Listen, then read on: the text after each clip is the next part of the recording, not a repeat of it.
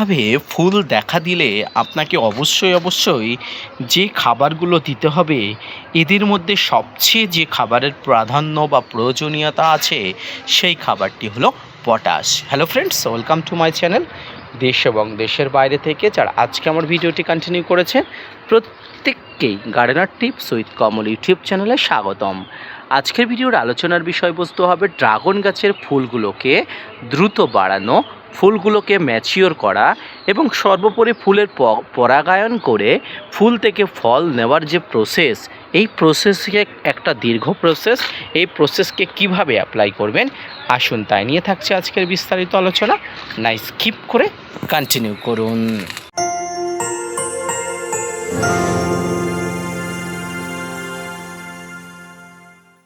দর্শক এবং শ্রোতা বন্ধুরা, দেশ এবং দেশের বাইরে থেকে যে যেখান থেকে আজকে আমার ভিডিওটি কন্টিনিউ করেছেন, প্রত্যেককে নমস্কার, সালাম, আদাব জানিয়ে আজকের ছোট্ট উপস্থাপনাটি শুরু করছি। এই সময় ড্রাগন গাছে প্রচুর ফুল আসার সময়, প্রচুর পরিমাণ ফুল আসছে, আবার অনেক ফুল কিন্তু নষ্ট হয়ে যাচ্ছে।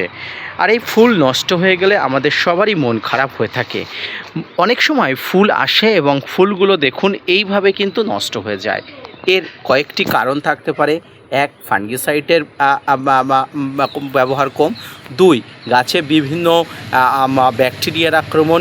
তিন, বিভিন্ন জলের পরিমাণ কম। এবং চার হলো বিভিন্ন ধরনের পরিবেশের উষ্ণতা বা আর্দ্রতা জড়িত কারণ। তো এই ধরনের সমস্যা যাতে আপনার ছাদ বাগানে ফেস না করতে হয়, তার জন্য আপনাকে একটু ম্যাচুরিটি পরিচর্যা করতে হবে। ম্যাচুরিটি পরিচর্যা বলে প্রথমেই বলি, এই সময় লেবু গাছের গোড়াতে, এই সময় ড্রাগন গাছের গোড়াতে কোনোভাবেই আপনি নাইট্রোজেন ঘটিত পদার্থ দেবে না। হ্যাঁ, নাইট্রোজেন ঘটিত পদার্থ একদম কিন্তু দেবে না। তাহলে এই যে ফুলগুলো কিন্তু বড় হবার থেকে নতুন নতুন ডালপালা বৃদ্ধি হবার একটা ব্যাপার হয়ে যাবে। সেক্ষেত্রে ড্রাগন গাছের ফুলগুলো ঝরে পড়তে পারে। এই সময় যে খাবারটি আপনি দেবেন বা এই সময় যে খাবারের প্রাধান্য আপনাকে দিতে হবে, সেটি হলো পটাশ। হ্যাঁ, পটাশ, সেটি রাসায়নিক হতে পারে, সেটি জৈব হতে পারে, সেটি তরল হতে পারে, যে কোনো পটাশ এবং ফসফেটের আধিক্য এই সময় কিন্তু রাখতে হবে গাছে। কারণ গাছে ফুল আসার সময় পটাশের চাহিদা তুঙ্গে থাকে। পটাশ আমরা ছাদ বাগানের প্রত্যেকটি ড্রাগন গাছের গোড়াতে ব্যবহার করব। আর এই সময় একটু দ্রুত গতিতে কাজের জন্য আমরা যে পটাশ ব্যবহার করব, সেটা হলো লাল পটাশ বা রাসায়নিক পটাশ। দেখতে পাচ্ছেন গাছের গোড়াতে সবেমাত্র ফুল আসা শুরু হয়েছে। এই ফুলগুলোকে ভালোভাবে বাঁচিয়ে রাখার জন্য আমাদের পটাশ সার অত্যন্ত জরুরি। শুধুমাত্র পটাশ নয়, এর পাশাপাশি ফাঙ্গিসাইড এবং ব্যাকটেরিয়া নাশক সমানভাবে ব্যবহার করতে হবে। প্রথমেই বলি পটাশ সারের ব্যবহার।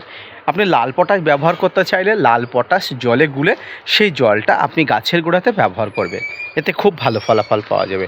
আপনি যদি সাদা পটাশ ব্যবহার করতে চান, অর্থাৎ আমি যে পটাশের কথা আপনাকে বলছি, সেই পটাশটি ব্যবহার করতে চান, সেটি অবশ্যই 0050 বা সালফেট অফ পটাশ। এই সালফেট অফ পটাশ যে কোনো সারের দোকানে পাওয়া যায়। আপনি 1 লিটার জলে 1 থেকে 1.5 গ্রাম ভালোভাবে নিয়ে সেটি জলে গুলে সমগ্র গাছে স্প্রে করে দেবেন।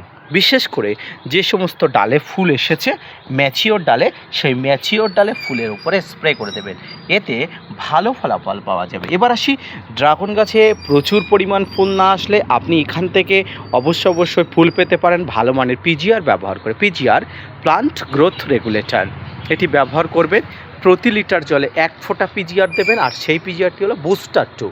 বাজারে অনেক ধরনের পিজিআর আছে, আপনি অনেক ধরনের পিজিআর পাবেন, তবে বুস্টার 2 পিজিআর আমি সবথেকে বেশি প্রেফার করব বুস্টার 2কে।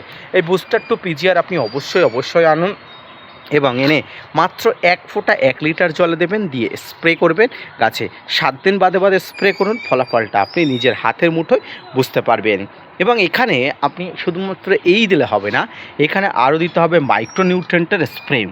মাইক্রোনিউট্রিয়েন্ট অর্থাৎ গাছের বিভিন্ন ধরনের সমস্যার সমাধান, কোষের সমন্বয়, ফুলগুলোকে সঠিকভাবে পলিনেশন, রেণু উৎপাদন, সব কাজে যে পদার্থ সাহায্য করে, ফল ঝরে পড়া রোধ করতে যে পদার্থ সাহায্য করে, সেটি হলো মাইক্রোনিউট্রিয়েন্ট ব্যবহার করতে হবে। আর মাইক্রোনিউট্রিয়েন্টের মধ্যে বোরন বা সলুবার বোরন বা মোবোবিন, আপনি যে কোনো কিছু ব্যবহার করতে পারেন। আপনি মাইক্রোনিউট্রিয়েন্ট হিসাবে বোরন, ওয়াটার সলিউবল বোরন ব্যবহার করুন। আর এই বোরন প্রতি লিটার জলে 1 থেকে 1.5 গ্রাম নিয়ে সমগ্র গাছে স্প্রে করে দেবেন। সম্মানীয় দর্শক, প্রিয় শ্রোতা বন্ধুরা, মনে রাখবেন মাইক্রোনিউট্রিয়েন্ট ব্যবহারের 24 থেকে 48 ঘন্টা পরে এখানে আপনি পটাশ সার ব্যবহার করতে পারবেন বা অন্য কিছু ব্যবহার করতে পারবেন। একই সঙ্গে মাইক্রোনিউট্রিয়েন্টের সঙ্গে অন্য কিছু আপনি ব্যবহার করবেন না বা করার দরকার বা প্রয়োজনীয়তাও নেই। সমগ্র ড্রাগন গাছে ফুল আসলে আপনি অবশ্যই গাছের গোড়াতে জলের বন্দোবস্ত ঠিকঠাক করবেন। জল কোনোভাবেই কম যাতে না হয় সেদিকে নজর রাখতে হবে, কারণ জলের কম বেশি আপনার ছাদ বাগানের ড্রাগন গাছের অনেক ধরনের সমস্যা ডেকে আনতে পারে। তাই ফুল আসলে ড্রাগন গাছে জল যাতে ঠিকঠাকভাবে থাকে, জল যাতে ঠিকঠাকভাবে দেওয়া হয়, তার ব্যবস্থাপনা অবশ্যই আপনাকে করতে হবে। তাই ফুল আসা ড্রাগন গাছগুলোকে স্পেশাল পরিচর্যা করার মাধ্যমে আপনাকে প্রিপেয়ার করে তুলতে হবে। এবং যে সমস্ত ড্রাগন গাছে ফুল আসেনি বা ফুল আসানোর জন্য প্রস্তুতি নিচ্ছে, সেই ড্রাগন গাছগুলোকে আপনাকে আরও বেশি ফুল আনানোর জন্য যে ব্যবস্থাপনা করতে হবে সেটি হলো পিজিআর স্প্রে, যেটা কয়েক মুহূর্ত আগেই কিন্তু আপনাদের বলেছি। তাই ফুল আসা ড্রাগন গাছগুলোকে এইভাবে পরিচর্যা করুন, দেখবেন প্রচুর পরিমাণ ড্রাগনের ফুল আসবে এবং আপনি সফল ছাদ বাগানি হিসাবে গণ্য হবেন। ধন্যবাদ।